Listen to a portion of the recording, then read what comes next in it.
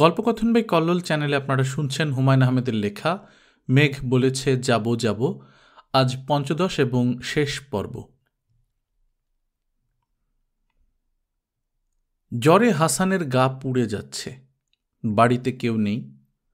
তারেক গিয়েছে চিটাগাং। রিনা এসে টগর পলাশকে নিয়ে গেছে। লায়লা তার শ্বশুর বাড়িতে। হাসানের মা তার বড় মেয়ের বাড়িতে।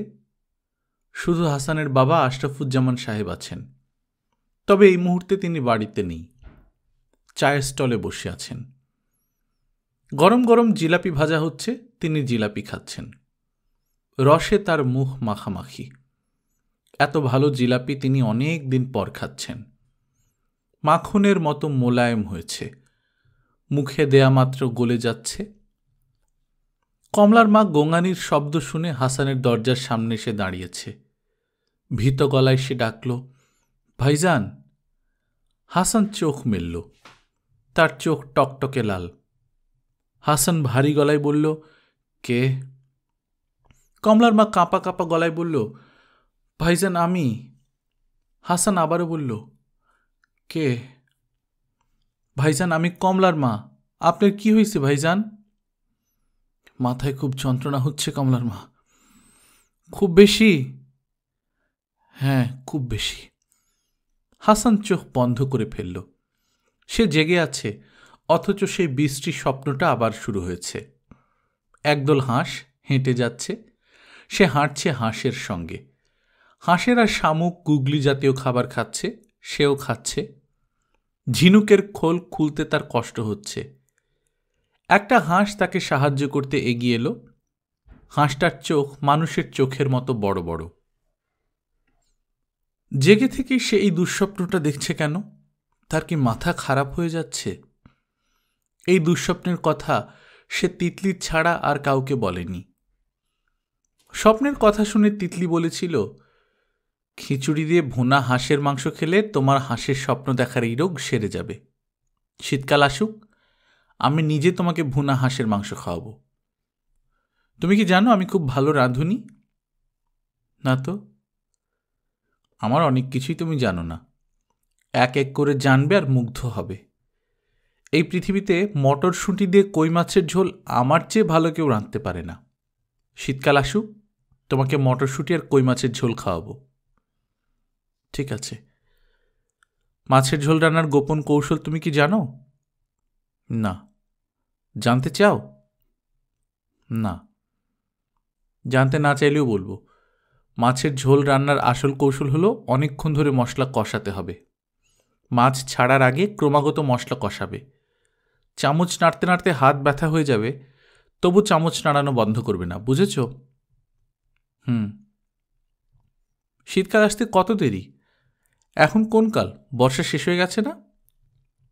হাসান চোখ মেলল। কমলার মা বলল, ভাইজান মাথাত পানি ঢালমু? হাসান বলল, না। যন্ত্রণা কি আরো বাড়ছে ভাইজান? মাথা বিষের বড়ি খাইবেন? না, তুমি এখন যাও। হাসান চোখ বন্ধ করছে না। চোখ বন্ধ করলেই হাঁসের পাল চলে আসবে। চুড়ির শব্দ হচ্ছে। কে এলো চুড়ি পরে? তিতলি না তো? হাসান জানে কেউ নেই, তারপরে বলল, কে? তিতলি? আশ্চর্য ব্যাপার, মাথার ভেতর তিতলি কথা বলে উঠল। কেমন আছো? ভালো।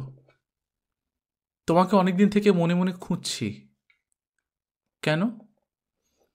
ওই যে একটা গান করেছিলে বুড়িগঙ্গায়, ওই গানের লাইনগুলো কি? আমি তো গান করিনি। তিতলি শোনো। শুনছি। আমি খুব একটা অন্যায় করেছি, তোমাকে বলা হয়নি। বলো। নাদিয়া এত ভালো রেজাল্ট করেছে, ওকে কংগ্রেচুলেশনস জানানো হয়নি। আমি ওর জন্য একটা গিফট কিনে রেখেছিলাম, সেই গিফটটাও তাকে দেয়া হয়নি। একদিন বাসায় গিয়ে ওকে দিয়ে এসো। তুমি রাগ করবে না তো? আমি রাগ করব কেন? তিতলি বলো, শুনছি। হাঁসের স্বপ্নটা আমি এখনো দেখি। ও, স্বপ্নটা দেখার সময় মাথায় খুব যন্ত্রণা হয়। ও আচ্ছা, তুমি কি জানো আমি এখনো মাঝে মাঝে তোমাদের বাসার সামনে দাঁড়িয়ে থাকি? ও আচ্ছা, কয়েকদিন আগে তোমাদের কলেজে গিয়েছিলাম, মনের ভুলে চলে গিয়েছি। আচ্ছা, এখন আমার মাথায় খুব যন্ত্রণা হচ্ছে। আশরাফুজ্জামান বাড়িতে ফিরলেন রাত 9টায়। তিনি ছেলেকে দেখে হতভম্ব হয়ে গেলেন। কি হয়েছে হাসানের? তিনি ভীত গলায় বললেন, তোর কি হয়েছে রে? তোর চোখ এত লাল কেন? হাসান লাল চোখে তাকিয়ে রইল, জবাব দিল না। তিতলি লক্ষ্য করল শওকতের মা গালটা ফোলা। সে কিছুক্ষণ পরপর গালে হাত দিচ্ছে। তাকে খুব চিন্তিত মনে হচ্ছে। বেশি রকম চিন্তিত হলে শওকত মাথার চুল টানে। এখন মাথার চুলও টানছে। চুল এলোমেলো হয়ে আছে। চিন্তিত হবার মতো কোনো কারণ কি ঘটেছে? পাসপোর্ট হারিয়ে গেছে? ট্রাভেলার্স চেক ভর্তি মানিব্যাগ খোয়া গেছে? তিতলি বসে আছে কাঠমান্ডু এয়ারপোর্টে। সে কৌতূহল নিয়ে শওকতকে লক্ষ্য করছে। সমস্যায় যে সে পড়েছে তা তাকে দেখে বোঝা যায়। মানুষটার একটা বড় গুণ হচ্ছে, যত সমস্যাতেই পড়ুক সে ধৈর্য হারায় না। খুব বেশি হলে মাথার চুল টানে। চুল টানারও কি কোনো বিশেষ ভঙ্গি আছে? টেনশন বেশি হলে মাথার সামনের চুল টানা, টেনশন কম হলে পেছনের চুল টানা জাতীয় কিছু? তিতলি এমনভাবে মানুষটাকে কখনো লক্ষ্য করেনি, প্রয়োজন বোধ করেনি, এখনও প্রয়োজন বোধ করছে না। শওকত বড় একটা পেপার গ্লাস নিয়ে তিতলির দিকে আসছে। তার ভুরু কুঁচকে আছে। চিন্তা মনে হয় আরও বেড়েছে। তিতলি, নাও পেপসি খাও। তিতলি গ্লাস হাতে নিল। তার পেপসি খেতে ইচ্ছে করছে না। মানুষটা এত আগ্রহ করে এনেছে, না খেলে ভালো দেখায় না। একবারের জন্য হলেও গ্লাসটা ঠোঁটে ছোঁয়ানো দরকার। তারপর হাতে নিয়ে বসে থাকলেই হবে। তিতলি বলল, কোনো সমস্যা হয়েছে? না, তেমন কিছু না। আমার সুটকেসটা আসেনি। ওরা বলছে 1 ঘন্টা পরে রয়্যাল নেপাল এয়ারলাইন্সের একটা প্লেন আসবে। সুটকেসটা নাকি সেখানে। অপেক্ষা করা ছাড়া তো পথ দেখছি না। তোমার বোধহয় চুপচাপ বসে থাকতে খারাপ লাগছে। খারাপ লাগছে না। তোমার গাল ফোলা, কি হয়েছে? হঠাৎ করে দাঁত ব্যথা শুরু হয়েছে। বেশি? হ্যাঁ, বেশি। হোটেলে গিয়ে পেইন কিলার টিলার খেতে হবে। আমার কাছে প্যারাসিটামল আছে। প্যারাসিটামলের স্টেজ পার হয়ে গেছে। তুমি বসো, আমি হোটেলের খোঁজ নেই। গল্পের বইটা কিছু এনেছ? বসে বসে পড়ো। গল্পের বই লাগবে না। শওকত চিন্তিত মুখে হোটেল ইনকোয়ারির দিকে যাচ্ছে। এয়ারপোর্ট থেকে তাকে নিয়ে যাবার জন্য বাংলাদেশ এম্বাসির এক ভদ্রলোকের আসার কথা। হোটেল বুকিং তারই করে রাখার কথা। তিনি আসেননি। এম্বাসিতে টেলিফোন করেও কাউকে পাওয়া যাচ্ছে না। 4টা বাজে, অফিস আওয়ার্স শেষ। হোটেল রিজার্ভেশনের সমস্যা হয়তো হবে না। এখন ট্যুরিস্ট সিজন না। ভরা বর্ষায় কেউ নেপাল বেড়াতে আসে না। হোটেলের চেয়েও বেশি জরুরি একজন ডাক্তার খুঁজে পাওয়া। দাঁতের ব্যথা অসহনীয় হয়ে উঠেছে। মাথা দপদপ করছে। নেপাল এয়ারলাইন্সের সুটকেস না এলে ভালো সমস্যা হবে। তার নিজের কাপড় চোপড় সব ওই সুটকেসে। সুটকেস পাওয়া না গেলে রেডিমেড শার্ট প্যান্ট থেকে শুরু করে টুথপেস্ট, টুথব্রাশ সবই কিনতে হবে। নেপাল এয়ারলাইন্সের ফ্লাইট 2 ঘন্টা দেরি করে এলো। সেখানে সুটকেস নেই। শওকতের গাল আরও ফুলেছে। মনে হচ্ছে জ্বর এসে গেছে। বাইরে শুরু হয়েছে বৃষ্টি, মুষলধারে বৃষ্টি। পাহাড়ি অঞ্চল বলি কি বৃষ্টির ফোঁটা এত বড়? এম্বাসির ভদ্রলোকের নাম সুবাহান। তিনি শেষ পর্যন্ত এসেছেন। ভদ্রলোক বিমানের টাইমিংয়ে গণ্ডগোল করেছেন। তবে ভদ্রলোক করিতকর্মা। নগরকোটে হোটেল বুকিং নিয়ে রেখেছেন। কাঠমান্ডুতে নাকি দেখার কিছুই নেই। ভদ্রলোকের মতে হিমালয়ের সঙ্গে প্রথম পরিচয় নগরকোটে হওয়া উচিত। ভদ্রলোক এয়ারপোর্ট থেকেই শওকতের সুটকেস খুঁজে বের করলেন। পরের দিন বাংলাদেশ বিমানের ফ্লাইটে সুটকেস আসবে এটা নিশ্চিত করলেন। ডেন্টিস্টের সঙ্গে অ্যাপয়েন্টমেন্ট করলেন। বিদেশের এম্বাসিতে যারা কাজ করেন তারা ঘুমানো এবং শপিং করা ছাড়া অন্য কিছুই পারেন না বলে যে ধারণা দেশে প্রচলিত তা সম্ভবত সত্যি নয়। ভদ্রলোক শওকতকে শার্ট প্যান্ট কিনতে দিলেন না। গম্ভীর মুখে বললেন, কাল তো সুটকেস চলেই আসছে, শুধু শুধু ডলার খরচ কেন করবেন? এক রাতেরই তো কারবার। ভাবির শাড়ি প্যাঁচ দিয়ে লুঙ্গির মতো পরে শুয়ে থাকবেন। দুপুরের মধ্যে আমি সুটকেস পৌঁছে দেব। পরদিন রওনা করবেন পোখারা। শওকত বলল, কোথায় যাব? পোখারা। সেখানে খুব সুন্দর 3টা হ্রদ আছে, ফিওয়া, বেগনাস এবং রূপা। এগুলোর উৎস হল অন্নপূর্ণা রেঞ্জের তুষারগলা পানি। ফিওয়া লেকের পাশে লেকভিউ হোটেল, একটা রুম নিয়ে রেখেছি। এসি রুম, আপনাদের পছন্দ হবে। যাব কিভাবে? বাই রোডে যাবেন, ট্যাক্সি নিয়ে যাবেন, প্লেনেও যাওয়া যায়। 1 ওয়ে টিকিট $49। তবে প্লেনে যাওয়া অর্থহীন। পোখারা যাবার দুপাশের দৃশ্য না দেখলে মানব জন্ম বৃথা। কাঠমান্ডুতে দেখার কিছু নেই? মন্দির ফন্দির আছে, চাইলে একদিন দেখিয়ে আনব। ইউরোপ আমেরিকার ট্যুরিস্টরা ক্যামেরা হাতে নিয়ে খুব আগ্রহ করে পটাপট মন্দিরের ছবি তোলে। মন্দির দেখার জন্য নেপালে আসার দরকার কি? নেপালে এসেছেন হিমালয় দেখবেন, প্রাণ ভরে হিমালয় দেখুন। তবে তবে বর্ষাকাল তো, হিমালয় দেখতে পারবেন কিনা সেটা হলো কথা। আকাশ পরিষ্কার না থাকলে কিচ্ছু দেখা যায় না। আপনাদের ভাগ্য ভালো হলে ইনশাল্লাহ দেখবেন। তারা নগরকোটে পৌঁছল রাত 8টার দিকে। বৃষ্টি তখনও ঝরছে, মুষলধারে না হলেও ঝিরঝির করে পড়ছে। আঁকাবাঁকা পাহাড়ি রাস্তা, রাস্তায় আলো নেই, একপাশে গভীর গিরিখাদ। স্টিয়ারিংয়ের হাত শক্ত না হলে ভয়াবহ অ্যাক্সিডেন্ট ঘটবে। বৃষ্টি ভেজা রাস্তাও খুব পিছল, মাঝে মাঝেই গাড়ি ঝাঁকুনি খেয়ে থেমে যাচ্ছে। অল্প বয়সী ড্রাইভার জয় পশুপতিনাথজি বলে গাড়ি স্টার্ট দিচ্ছে। শওকত বলল, রাস্তা তো ভয়াবহ। তিতলি, তোমার ভয় লাগছে? তিতলি বলল, না। তাহলে তোমাকে সাহসী তরুণী টাইটেল দেয়া যায়। ভয়ের চোটে আমার দাঁত ব্যথা সাময়িকভাবে চলে গেছে। আমার ধারণা হোটেলে পৌঁছার পর ভয় কেটে যাবে, দাঁত ব্যথা আবার শুরু হবে। সেক্ষেত্রে হোটেলে না পৌঁছে পথে পথে ঘুরে বেড়ানোই ভালো। শওকত শব্দ করে হাসল। তিতলির মনে হলো মানুষটার হাসি খুব সুন্দর। হাসান ভাইয়ের হাসিও সুন্দর, তবে হাসান ভাই এত শব্দ করে হাসত না। তিতলির অস্বস্তি লাগছে। তুলনামূলক চিন্তা সে কেন করছে? এর মধ্যে তুলনা কি আছে? বড় ধরনের ঝাঁকুনি খেয়ে গাড়ি থেমেছে।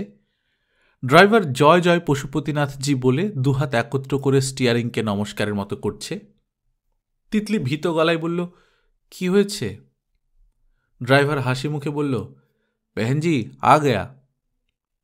এত অন্ধকার কেন? নেপালি ড্রাইভার বাংলা বাক্য বুঝল, জবাব দিল ইংরেজিতে, নো ইলেকট্রিসিটি, পাওয়ার ফেলিওর। অন্ধকারে এতক্ষণ চোখে পড়েনি, এখন দেখা যাচ্ছে। দক্ষিণে বিশাল দোতলা হোটেল ভূতের বাড়ির মতো দাঁড়িয়ে আছে। ইলেকট্রিসিটি না থাকলে এত বড় হোটেলে চার্জ লাইট জ্বলবে, বাতি জ্বলবে, পুরোপুরি অন্ধকার কেন থাকবে? এত বড় ট্যুরিস্ট স্পটে লোকজনও তো থাকার কথা। মনে হচ্ছে চারদিক খাঁ খাঁ করছে, বৃষ্টি সূঁচের মতো গায়ে বিঁধছে। তিতলির শরীর কাঁপছে। এত ঠান্ডা বৃষ্টি এর আগে তার গায়ে পড়েনি। পাহাড়ি বৃষ্টি কি এত ঠান্ডা হয়? বৃষ্টির এই নমুনা জানলে রবীন্দ্রনাথ নিশ্চয়ই লিখতেন না, এসো করো স্নান নবধারা জলে। তিতলি হোটেলের লবিতে পা দেয়া মাত্র ইলেকট্রিসিটি চলে এলো। চারদিক ঝলমল করে উঠল। হোটেল দেখে তিতলি মুগ্ধ। শোবার ঘরগুলো বড় বড়, ঘরে কাঠের পুরনো ধরনের আসবাব। ড্রেসিং টেবিলের আয়নাটা সুন্দর। আয়নার সামনে দাঁড়ালেই কিছুক্ষণ তাকিয়ে থাকতে ইচ্ছে করে। হোটেলের আয়না সচরাচর ভালো হয় না। বাথরুমও ঝকঝক করছে। তিতলি খুশি খুশি গলায় বলল, হোটেলটা তো খুব সুন্দর। শওকত বলল, হোটেলটা খুব সুন্দর না, মাঝারি ধরনের। তুমি হয়তো কখনো ভালো হোটেলে থাকুনি বলে তোমার কাছে এত সুন্দর লাগছে। তোমার কি খিদে লেগেছে? হ্যাঁ। তাহলে তুমি এক কাজ করো, ডাইনিং হলে চলে যাও। রাত বেশি হলে পরে ডিনার পাবে না। তুমি খাবে না? আমার দাঁতের যে অবস্থা, পানি ছাড়া কিছু খেতে পারবো না। তাছাড়া খেতে ইচ্ছে করছে না, মনে হচ্ছে জ্বর আসছে। আমি চাদর মুড়ি দিয়ে শুয়ে থাকব। আমি একা একা খেতে যাব? হ্যাঁ, যাবে। আমরা যে বিচিত্র জীবন শুরু করেছি সেখানে দোকার ব্যাপার তো নেই, তাই না? এক কাজ করো, ভালো করে হাত মুখ ধুয়ে নাও কিংবা গোসল করে ফ্রেশ হয়ে নাও, তারপর খেতে যাও। মেনু দেখে দেখে অর্ডার দেবে, সমস্যা কিছু নেই। পারবে না? পারবো। গুড। শওকত বিছানায় গা এলিয়ে দিল। শরীরটা বেশ খারাপ লাগছে। গা কেমন ঘিন ঘিন করছে। বাসি কাপড় ছাড়া হয়নি, ছাড়ার উপায়ও নেই। এক সেট কাপড় হলেও কেনা দরকার ছিল। গরম পানিতে গোসল সেরে হোটেলের গামছা গায়ে জড়িয়ে শুয়ে থাকলে হয়। ইচ্ছা করছে না। মনে হচ্ছে একজন তরুণীর সামনে ব্যাপারটা শোভন হবে না। এই তরুণী তার স্ত্রী, এটিও খুব আশ্চর্যজনক ব্যাপার। ভিক্টোরিয়ান যুগের গল্প উপন্যাসে পরস্পরের সঙ্গে সম্পর্কবিহীন স্বামী স্ত্রী হয়তো থাকে। এই যুগে কি থাকে? তিতলি যা করছে তা এক ধরনের মানসিক অসুস্থতা থেকে করছে। আর সে নিজে যা করছে তাও কি অসুস্থতা নয়? অন্যের অসুখকে প্রশ্রয় দেওয়াও তো এক ধরনের অসুখ। সে যা ভেবেছিল তা হচ্ছে না। সময়ের সঙ্গে সঙ্গে তিতলি সহজ হচ্ছে না, বরং উল্টোটা হচ্ছে। অস্বাভাবিক সম্পর্কই এখন স্বাভাবিক মনে হচ্ছে। একসময় আরও স্বাভাবিক মনে হবে। ভুল হচ্ছে, মস্ত বড় ভুল। ভুলের ছোট্ট চারা রোপণ করা হয়েছিল। সময়ের সঙ্গে সঙ্গে সেই চারা ডালপালা মেলে মহিরুহ হয়ে গেছে। এই মহিরুহ এখন আর খুব সহজে টান দিয়ে উপড়ে ফেলা যাবে না। বড় করাত দিয়ে গাছটা কাটতে হবে। সেই করাত দুজনের করাত। করাতের এক মাথা থাকবে তার হাতে, অন্য মাথা থাকবে তিতলির হাতে। তিতলি কি করাতের সেই মাথা ধরবে? মনে হয় না। শওকতের জ্বর বাড়ছে। মনে হচ্ছে অ্যান্টিবায়োটিকগুলো কাজ করছে না। ঠান্ডাও বোধহয় লেগেছে। বুকের ভেতর ঘড় ঘড় শব্দ হচ্ছে। সামান্য কাশি। নিউমোনিয়া না তো? বড় ধরনের অসুখ বাঁধিয়ে ফেললে তিতলি সমস্যায় পড়বে। বিদেশে অসুস্থ মানুষ মানে নানান যন্ত্রণা। তিতলি নামের এই মেয়েটিকে এই জাতীয় যন্ত্রণায় ফেলার কোনো অর্থ হয় না। মেয়েটা কে? কেউ না। খুব রূপবতী একটা মেয়ে, যে বাস করছে ভয়ঙ্কর এক ঘোরের জগতে। ঘোর কাটছে না, সম্ভবত কাটবেও না। তিতলি? ঠান্ডা এক গ্লাস পানি দিতে বলো, পানি খাবো। কাকে বলবো? রুম সার্ভিসকে বলতে হবে। আচ্ছা, টেলিফোনটা আমার কাছে দাও, আমি বলছি। তোমার জ্বর কি বেড়েছে? তাই তো মনে হচ্ছে। মাথায় পানি ঢালতে হবে? না। তুমি বসে আছো কেন? খেতে যাও। তিতলি চলে গেল। শওকত ভেবেছিল তিতলি গায়ে হাত দিয়ে জ্বর দেখবে। এই ভদ্রতা সাধারণ ভদ্রতা। তিতলির কাছ থেকে এই সামান্য ভদ্রতাটুকু কি আশা করা যায় না? নতুন জায়গায় তিতলির ঘুম হয় না। নগরকোটের হোটেলে তার খুব ভালো ঘুম হল। দীর্ঘ ঘুম এবং খুব আরামের ঘুম। ঘুম ভাঙল খুব ভোরে। হোটেলের ভেতরে তখন অন্ধকার। শওকত চাদর মুড়ি দিয়ে কুণ্ডলি পাকিয়ে ঘুমোচ্ছে। তার মাথা বালিশ থেকে সরে গেছে। বাচ্চাদের এই অভ্যাস শওকতের আছে। মাথার নিচে বালিশ থাকে না। তিতলির একবার ইচ্ছে করল শওকতের মাথাটা বালিশে তুলে দেয়। তারপরই মনে হল থাক। সে বাথরুমে ঢুকে হাত মুখ ধুল। কলটা ছাড়ল খুব সাবধানে। অসুস্থ মানুষ, ঘুম যেন না ভাঙে। তিতলি ঘরের দরজা খুলে বারান্দায় এলো। সেখান থেকে চলে এলো হোটেলের বাগানে। সে হতভম্ব হয়ে তাকিয়ে রইল। যে বিস্ময়কর দৃশ্য তার সামনে ছিল তার জন্যে তার কোনো প্রস্তুতি ছিল না। দিগন্ত জুড়ে হিমালয় পর্বতমালা, বরফের চাদরে তার গা ঢাকা। প্রভাতের প্রথম সূর্যকিরণে সেই চাদরের সোনালি আভা লাগতে শুরু করেছে। কি অপরূপ দৃশ্য! তিতলি মন্ত্রমুগ্ধের মতো এগুচ্ছে। কিছুক্ষণের মধ্যেই ঘন কুয়াশা তাকে ঢেকে ফেলল। বর্ষাকালে এত কুয়াশা এলো কোত্থেকে? হঠাৎ তার মনে হল মেঘ নয় তো, জল ভরা একখণ্ড মেঘ কি তাকে জড়িয়ে ধরেছে? অবশ্যই তাই। এম্বাসির সোভান সাহেব তো এই জাতীয় কথাই বলেছিলেন। নগরকোট এত উঁচুতে যে গায়ের ওপর দিয়ে মেঘ চলে যায়, হাতের মুঠোয় মেঘ ধরা যায়। এই তো সেই মেঘ। আকাশের মেঘ হাত দিয়ে ছোঁয়া যাচ্ছে। মেঘের শরীর ডুবিয়ে সে দাঁড়িয়ে আছে। কি আশ্চর্য, কি আশ্চর্য! চোখের সামনে হিমালয়ের রং বদলে যাচ্ছে। প্রকৃতি এত সুন্দর হয়। তিতলির রীতিমতো কান্না পেয়ে গেল। এত সুন্দর কখনো একা দেখা যায় না। শওকতকে এনে দেখাতে হবে, ঘুম ভাঙিয়ে নিয়ে আসতে হবে। বাগানের চেয়ার টেবিল পাতা আছে। হোটেলের গেস্টরা চেয়ারে বসে হিমালয়ের দিকে তাকিয়ে আছেন। তাদের সামনে পট ভর্তি চা। তিতলিরাও তাই করবে। দুজনে বসে চা খাবে। তারপর হঠাৎ একসময় বিশাল একখণ্ড মেঘের ভেতর তারা ডুবে যাবে। তিতলি শওকতের গায়ে হাত রেখে কোমল স্বরে ডাকল, এই ওঠো তো, ওঠো। শওকত চোখ মেলল। অদ্ভুত একটা দৃশ্য সে দেখছে। তিতলি তার গা ঘেঁষে বসে আছে, তিতলির এক হাত তার পিঠে। এটি কি কোনো স্বপ্ন দৃশ্য? না, স্বপ্ন দৃশ্য নয়। তিতলির গা থেকে বাসি ফুলের গন্ধ আসছে। স্বপ্ন দৃশ্যে গন্ধ থাকে না। চট করে উঠে হাত মুখ ধুয়ে নাও। কেন? বাইরেটা যে কি সুন্দর!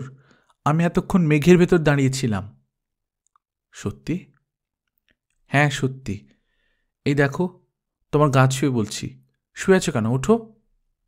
শওকত হাত বাড়িয়ে তিতলির হাত ধরল। তিতলি হাত সরিয়ে নিল না। শওকত তাকে কাছে টানল। তিতলি কয়েক সেকেন্ড স্থির হয়ে রইল। তারপর হঠাৎ নিজেকে ছেড়ে দিল। কাঁপা কাঁপা গলায় বলল, কি করছো? দরজা খোলা। শওকত বলল, থাকুক খোলা। তিতলি বলল, তোমার গায়ে জ্বর নেই? না, নেই। তিতলি বলল, আমার ভীষণ লজ্জা লাগছে। তুমি কি 1 সেকেন্ডের জন্য আমাকে ছাড়বে? 1 সেকেন্ডে কি করবে? দরজা লাগিয়ে দেব। দরজা লাগাতে হবে না। কি আশ্চর্য! বারান্দা দিয়ে বেয়ারারা যাওয়া আসা করছে। ওরা হাইলি ট্রেন্ড।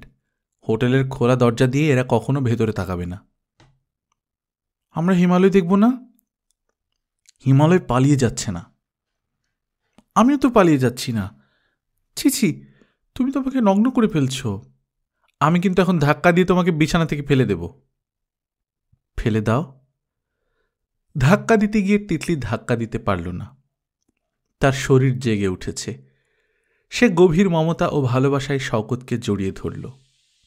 হিমালয় সূর্যকিরণ মেখে তার রং বদলাচ্ছে। ফেরারি মেঘমালার 2-1টা ঘুরে বেড়াচ্ছে হোটেলের চারপাশে। তিতলির চোখ ঝাপসা হয়ে আসছে। তার মনে হচ্ছে কোনো একটা দুষ্ট প্রকৃতির মেঘ বোধহয় খোলা দরজা দিয়ে তাদের ঘরে ঢুকে পড়েছে। তারা ডুবে গেছে মেঘের দিঘিতে। তারেক অনেকক্ষণ ধরেই বসে আছে, কোনো কথা টথা না, চুপচাপ বসে থাকা। হাসান চোখ বন্ধ করে শুয়ে আছে। তার বিছানার চাদরটা ধবধবে সাদা। গায়ে যে চাদরটা আছে তার রঙও সাদা। সে কুণ্ডলি পাকিয়ে শুয়ে আছে। বাইরে বেশ গরম। মাথার উপর ফ্যান ঘুরছে, কিন্তু হাসানের মনে হয় শীত লাগছে। তারেক বলল, তোর মাথার যন্ত্রণা একটু কমেছে? হাসান নিচু গলায় বলল, হুম। হুম বলার ধরন দেখেই বোঝা যায় মাথার যন্ত্রণা আসলে কমেনি। কড়া পেইন কিলার ব্যথাটাকে ভোঁতা করে দিয়েছে। তুই যে এত বড় অসুখ নিয়ে ঘুরে বেড়াতি বুঝতেই পারিনি। আমার মনটা খুবই খারাপ হয়েছে। অসুখ বিসুখ তো পৃথিবীতে আছেই। তাও ঠিক। তারেক আবার চুপ করে গেল। হাসান বলল, শুধু শুধু বসে আছো কেন? চলে যাও। কোথায় যাব? তোমার ঘরে যাও। অফিস থেকে এসেছো, বিশ্রাম টিশ্রাম করো। তোর কি কিছু খেতে টেতে ইচ্ছে করে? না। খেতে ইচ্ছে হলে বল, লজ্জা করবি না। হাসান বলল, একবার ভাবল, বলে, আঙুর খেতে ইচ্ছে করছে, আঙুর নিয়ে এসো। বলা ঠিক হবে না, ভাইজান সত্যি আধ কেজি আঙ্গুর কিনে নিয়ে আসবে। হাসান, জি ভাইজান, আমার মনটা খুবই খারাপ হয়েছে। তুমি ঘরে যাও তো, ঘরে গিয়ে বিশ্রাম করো। আমার যদি ক্ষমতা থাকতো অবশ্যই তোকে বিদেশে নিয়ে চিকিৎসা করাতাম।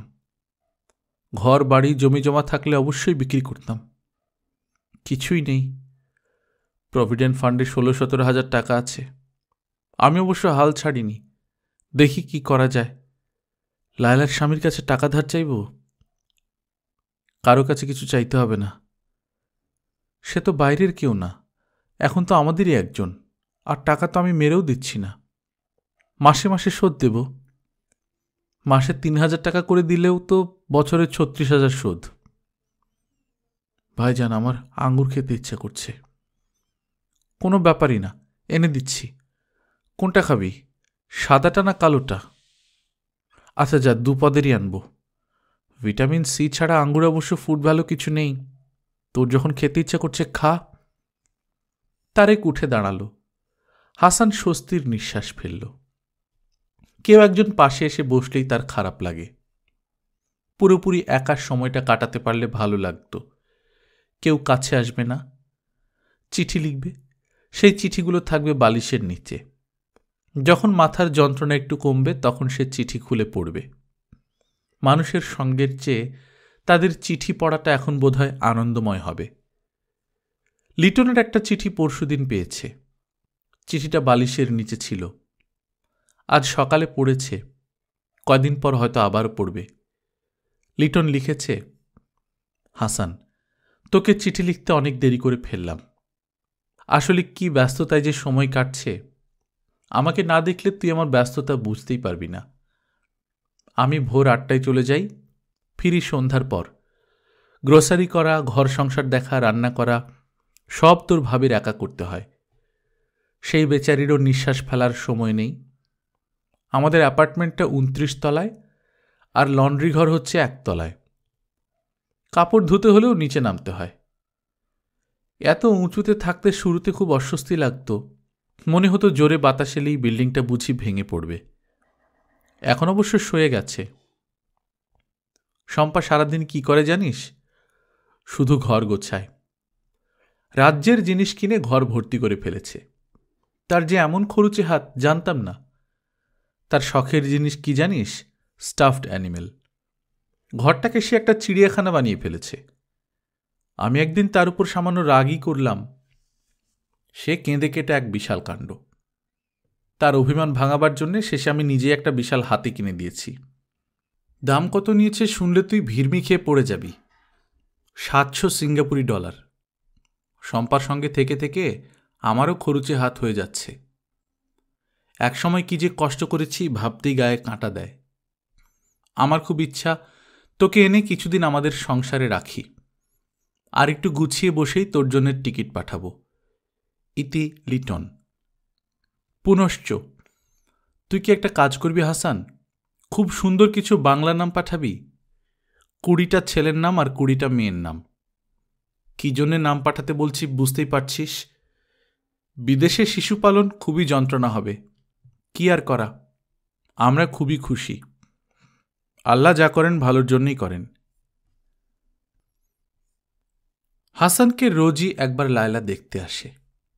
এই মেয়েটাকে হাসানের ভালো লাগে। লায়লা ঘরে ঢুকে কাঁদো কাঁদো মুখে, ভাইয়া আজ তোমার কি অবস্থা বলে বিছানায় বসে, কপালে হাত দিয়ে জ্বর দেখে। কিছুক্ষণের মধ্যেই তার মুখ থেকে কাঁদো কাঁদো ভাবটা চলে যায়। সে মনের আনন্দে তার সংসারের গল্প শুরু করে। গল্প করার সময় আনন্দে সে ঝলমল করতে থাকে। হাসানের সব সময় মনে হয় এই আনন্দের পাশে দীর্ঘ সময় থাকলে তার মাথার অসুখটা কমে যাবে। ভাইয়া শোনো, বাবু কিরকম যে দুষ্ট তুমি না দেখলে বিশ্বাস করবে না। ওর বাবার অবশ্য ধারণা আগে এত দুষ্ট ছিল না, আমি নাকি লাই দিয়ে দিয়ে দুষ্ট বানাচ্ছি। এত ছোট একটা বাচ্চা, আমি তো আদর করবই। মুখে ভাত তুলে না দিলে সে খায় না। ছেলে মানুষ না। ও কি বলে জানো? ও বলে, রাত্রি, তুমি বাবুকে যতটা ভালোবাসো আমাকে তার 10 ভাগও বাসো না, বুঝলে ভাইয়া? ও আমাকে লায়লা ডাকে না, লায়লার অর্থ তো রাত, সেজন্য ডাকে রাত্রি। কি লজ্জার ব্যাপার না? এখন কি করব বলো? আদর করে ডাকে, আমি তো আর না করতে পারি না। পরশুদিন আবার বলল, চলো সিঙ্গাপুর থেকে ঘুরে আসি। ছেলের স্কুল কামাই করে আমি সিঙ্গাপুর যাব। আমারও তো শখ নেই। ও তা শুনবেই না। ওর স্বভাব হচ্ছে একবার কোনো কথা মুখ দিয়ে বলে ফেললে সেটা করতেই হবে। খুব ভয়ে ভয়ে আছি। এদিকে আমার ড্রাইভার কি করেছে জানো? গত মঙ্গলবারের কথা, আমাকে বলল চাকা পাংচার হয়ে গেছে, ঠিক করতে হবে। আমি 100 টাকা দিলাম, সে আর টাকা ফেরত দেয় না। বৃহস্পতিবার তাকে ডেকে বললাম, চাকা পাংচার সারাই করতে 20 টাকা লাগে, বাকি 80 টাকা কোথায়? সে বলল, ম্যাডাম পকেটমার হয়ে গেছে। ওই 80 টাকা তো গেছেই, আমার নিজের 200 টাকাও গেছে। এখন সে অ্যাডভান্স বেতন চায়। আমার অবস্থা দেখেছ? তোর তো কঠিন অবস্থা। কঠিন অবস্থা তো বটেই। কাউকে যে তুমি বিশ্বাস করবে সেই উপায় নেই, সবার দিকে চোখ রাখতে হয়। আমি তো আর মাছি না যে আমার 50,000 চোখ আছে, একা কদিক সামলাবো? তা তো ঠিকই। সন্ধ্যা হতেই ঘুমের চোখ জড়িয়ে আসে, ঘুমোতে পারি না। ওর অভ্যাস হচ্ছে রাতের ছবি দেখা। আমাদের একটা এলডি প্লেয়ার আছে, এলডি নিয়ে আসে, রোজ ছবি দেখে। এলডি কি জানো ভাইয়া? না, এলডি হলো লেজার ডিস্ক। পুরো সিনেমাটা একটা গ্রামোফোন রেকর্ডের মতো রেকর্ডে থাকে। কি সুন্দর ছবি যে আসে, না দেখলে তোমার বিশ্বাস হবে না। একদিন আমাদের বাসায় নিয়ে দেখাবো। সরি, বাসা বলে ফেললাম, বলা উচিত ছিল বাড়ি। বাসা তো না, আমরা তো আর ভাড়া বাড়িতে থাকি না যে বাসা, তাই না ভাইয়া? তুমি কি ঘুমিয়ে পড়েছ? না, চোখ বন্ধ করে আছি। ঠিক আছে, তুমি রেস্ট নাও। আর শোনো ভাইয়া, বেশি চিন্তা করবে না, আমি রোজ এসে দেখে যাব। ও বলছিল হোমিওপ্যাথিক চিকিৎসা করাতে। মাঝে মাঝে হোমিওপ্যাথি মিরাকলের মতো কাজ করে। ওর এক আত্মীয়র তোমার মতো ব্রেন টিউমার ধরা পড়েছিল। ডাক্তাররা সব জবাব দিয়ে দিয়েছে, তখন হোমিওপ্যাথি শুরু করে। আস্তে আস্তে টিউমার মিলিয়ে যায়। যে ডাক্তার হোমিওপ্যাথি ওষুধ দিয়েছিলেন তিনি আবার ইন্ডিয়াতে চলে গেলেন। তা আমি ওকে বলেছি, ইন্ডিয়াতেই যাক আর বিলাতেই যাক, তুমি সেই ডাক্তারের খোঁজ বের করবে। দেখ খুঁজে। ভাই আজ যাই? আচ্ছা। হাসানের অসুখের খবর সে কাউকে দেয়নি, তারপরও কেমন করে জানি সবাই জেনে গেছে। প্রতিদিনই কেউ না কেউ এসে উপস্থিত হচ্ছে। হাসানকে বিস্মিত করে একদিন সুমি এসে উপস্থিত। তার গায়ে ধবধবে সাদা ফ্রক, হাতে অনেকগুলো গোলাপ। কি সুন্দরী না হয়েছে মেয়েটা, মুগ্ধ চোখে তাকিয়ে থাকতে ইচ্ছে করে। স্যার কেমন আছেন? ভালো, আপনাকে দেখতে এসেছি। Thank you. খবর পেলে কোথায়? সুমি মুখ টিপে হাসছে। খবর কোথায় পেয়েছে সে বলবে না। এত বড় অসুখ কি করে বাঁধালেন? বুঝতে পারছি না সুমি। অসুখের কথা থাক, তুমি কেমন আছো বলো। ভালো আছি। তুমি তো অনেক বড় হয়ে গেছো। তোমার যে ইএসপি ক্ষমতা ছিল সেটা কি এখনো আছে? ভবিষ্যৎ বলতে পারতে, এখনো পারো বলতে?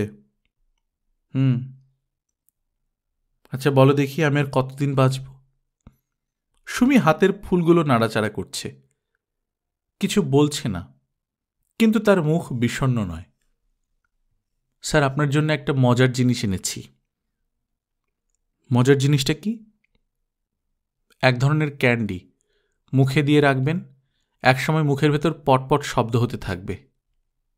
সে কি? বাবা বাইরে থেকে নিয়ে এসেছেন, মুখে দিয়ে দেখুন। হাসান ক্যান্ডি মুখে দিয়েছে, একসময় মুখের ভেতর সত্যি সত্যি পটপট শব্দ হওয়া শুরু করল। হাসান থুক করে ক্যান্ডি ফেলে দিল। সুমি হাসছে খিলখিল করে। হাসান মুগ্ধ হয়ে হাসির শব্দ শুনছে। শীতের মাঝামাঝি সময়ে হাসানের অবস্থা খুব খারাপ হলো। তাকে ভর্তি করা হলো হাসপাতালে। হাসপাতালটাই হয়ে গেল তার ঘরবাড়ি। কেবিনের স্যাঁতস্যাঁতে ঘর, বিবর্ণ দেয়াল, ফিনাইলের গন্ধমাখা মেঝেতে তার জীবন আটকে গেল। মানুষের সঙ্গ তার অসহ্য বোধ হতে শুরু করল। কেবিনের জানলা খুলে আকাশ দেখতে তার ভালো লাগে না। তার ভালো লাগে কুণ্ডলি পাকিয়ে নিজেকে ছোট্ট করে শুয়ে থাকতে, নিজের মনে কথা বলতে। ঘন্টার পর ঘন্টা সে নিজের মনে কথা বলে। এক এক সময় এক একজন এসে তার মাথায় উপস্থিত হয়। একদিন যেমন এলেন আম্বিয়া খাতুন। কিরে হাসান, আমার মৃত্যু সংবাদ শুনেও তুই দেখতে এলি না? তুই এত বড় পাষণ্ড! ছি ছি ছি। দাদিমা, আমি অসুখ হয়ে পড়ে আছি। অসুখ হবে না? রোদের মধ্যে টোটো করে ঘোরো, নিয়ম নাই, শৃঙ্খলা নাই। অসুখ হয়েছে, ভালো হয়েছে। আপনি এমন রেগে আছেন কেন দাদিমা? জোয়ান ছেলে, অসুখ বাঁধিয়ে বিছানায় পড়ে আছিস, রাখবো না? আমি খুবই রাগ করেছি। দরজা জানলা বন্ধ করে পড়ে আছিস কেন?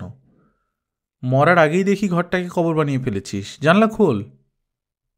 জানলা খুলতে ইচ্ছা করে না দাদিমা। ইচ্ছা না করলেও খুলতে হবে। দাঁড়া, আমি খুলে দিচ্ছি। আম্বিয়া খাতুন অনেক চেষ্টা করলেন, জানালা খুলতে পারলেন না। বৃদ্ধার প্রাণান্তর চেষ্টা দেখে হাসান নিজের মনে খুব হাসল। হাসান যতই হাসছে, বৃদ্ধা ততই রাগছেন। হাসানকে খুব অবাক করে দিয়ে হাসপাতালের কেবিনে চিত্রলেখা উপস্থিত হল। তার উপস্থিতি কল্পনায় নয়, বাস্তবে। চিত্রলেখা আগের চেয়ে রোগা হয়েছে, গায়ের রঙও খানিকটা কমেছে, কিন্তু সে আরো সুন্দর হয়েছে। চিত্রলেখা হাসি মুখে বলল, আপনার অসুখের খবর আমি অনেক আগেই পেয়েছি, আসতে দেরি করলাম। এই প্রথম হাসান লক্ষ্য করল কেউ একজন হাসপাতালে তার সঙ্গে দেখা করতে এসে হেসে হেসে কথা বলছে, যেন হাসানের অসুস্থতা কোনো ব্যাপারই না। দাড়ি গোঁফ গজিয়ে একাকার করে ফেলেছেন, শেভ করেন না কেন? রোজ করি না, দু একদিন পরপর করি। রোজ শেভ করবেন। সকালবেলা শেভ করে আয়না দিয়ে চুল আঁচড়ে আয়নার দিকে তাকিয়ে বলবেন, হ্যালো ইয়াং ম্যান। আচ্ছা, বলবো।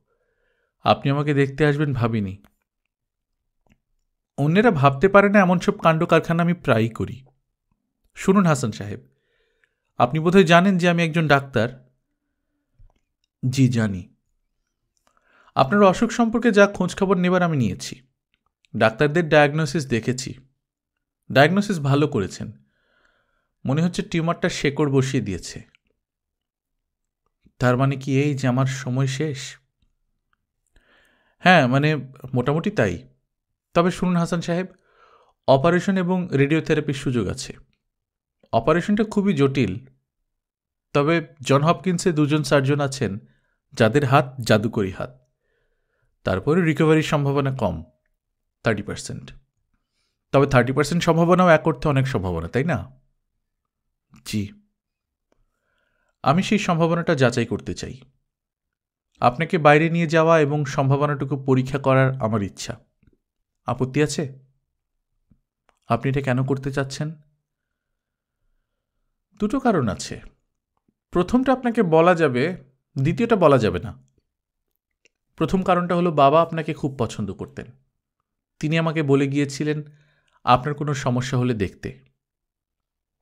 ও আচ্ছা। চিত্রলেখার দ্বিতীয় কারণটা অনেক জোরালো। হাসান নামের অতি দুর্বল এই মানুষটাকে হিসামুদ্দিন সাহেবের চেয়েও অনেক বেশি পছন্দ তার নিজের। অহংকারী মেয়েরা নিজের পছন্দের কথা সবসময় লুকিয়ে রাখে। হাসান সাহেব। জি। আমি যদি আপনার চিকিৎসার ব্যবস্থা করি, আপনার কোনো আপত্তি আছে? জি না। Thank you. চিত্রলেখা হঠাৎ লক্ষ্য করল তার চোখে পানি চলে আসছে। সে জানলার কাছে সরে গেল। জানলা বন্ধ কেন? জানলা খুলে দিন। চিত্রলেখা জানালা খুলে দিয়েছে। জানালা দিয়ে দেখা যাচ্ছে বিশাল একটা মেঘের স্তূপ ভেসে ভেসে আসছে। খুব সাবধানে চিত্রলেখা তার চোখ মুছল। তার কাছে মনে হচ্ছে মেঘের সঙ্গে মানুষের খুব মিল। মানুষ যেমন কাঁদে, মেঘও কাঁদে। বৃষ্টি হচ্ছে মেঘের অশ্রু। চিত্রলেখা মুগ্ধ হয়ে মেঘের স্তূপের দিকে তাকিয়ে আছে। লেখকরা কল্পনা করতে খুব ভালোবাসেন। আমার কল্পনা করতে ভালো লাগছে হাসপাতালের জানলা থেকে যেই মেঘটা দেখা যাচ্ছে সেই মেঘই একসময় ঢেকে দিয়েছিল তিতলি এবং শওকতকে। মানুষের কল্পনার সঙ্গে বাস্তবের মিল খুব একটা হয় না। কল্পনা করতে ভালো লাগে হাসানের অসুখ সেরে গেছে, সে শুরু করেছে আনন্দময় এক জীবন। বুড়িগঙ্গায় নৌকায় করে ঘুরতে গিয়েছে, নদীতে খুব ঢেউ উঠেছে। চিত্রলেখা ভয় পেয়ে বলছে, এ কোথায় নিয়ে এলে? আমি তো সাঁতার জানি না, নৌকা এমন দুলছে কেন? নৌকার মাঝি হাসি মুখে বলছে, টাইট হইয়া বহে নাফা, আমি আসি, কোনো চিন্তা নাই। খুব সহজে কল্পনা করা যায় তারেক ঘর গোছাতে গিয়ে হঠাৎ ড্রয়ারে খুঁজে পেয়েছে রিনার লেখা চিঠি। চিঠিটা খুব ছোট্ট। রিনা লিখেছে, তুমি কোনোদিন জানবে না আমি তোমাকে কতটা ভালোবাসি। চিঠি পড়েই তারেক বের হলো। যে করেই হোক রাগ ভাঙিয়ে রিনাকে ফিরিয়ে আনতেই হবে। বাস্তব কখনো গল্পের মতো হয় না। বাস্তবের রিনা ফিরে আসে না। বাস্তবের হাসানদের সঙ্গে কখনো বুড়িগঙ্গার জলের উপর চিত্রলেখার দেখা হয় না।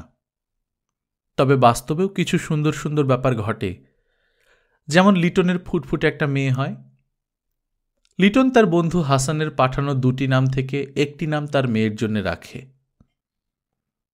2টি নামের কোনোটাই তার পছন্দ না, তিতলি, চিত্রলেখা। তারপরেও সে মৃত বন্ধুর স্মৃতির প্রতি শ্রদ্ধা জানাতে মেয়ের নাম রাখল চিত্রলেখা। জীবন বয়ে চলবে, আবার এক নতুন গল্প শুরু হবে নতুন চিত্রলেখাকে নিয়ে। কোনো এক লেখক লিখবেন নতুন গল্প, আশা ও আনন্দের অপূর্ব কোনো সঙ্গীত। গল্পকথন বাই কল্লোল চ্যানেলে আপনারা শুনছিলেন হুমায়ুন আহমেদের লেখা বিখ্যাত উপন্যাস মেঘ বলেছে যাব যাব। আপনারা অনেকেই বহুদিন আমার মনে আছে, বেশ কয়েক বছর ধরে অনুরোধ করছিলেন এই বইটির জন্য। অবশেষে 15 পর্বে আমি এই বইটি শেষ করতে পারলাম। আমার নিজের খুবই ভালো লাগছে। আপনারা যারা গত 15 দিন ধরে আমাদের এই গল্প নিয়মিত শুনেছেন তাদের সকলের প্রতি আন্তরিক কৃতজ্ঞতা। গল্প পাঠ ভালো লাগলে বন্ধুদের সঙ্গে শেয়ার করবেন, নিজে ভালো থাকবেন, আশেপাশের লোকজনকে ভালো রাখবেন। টাটা।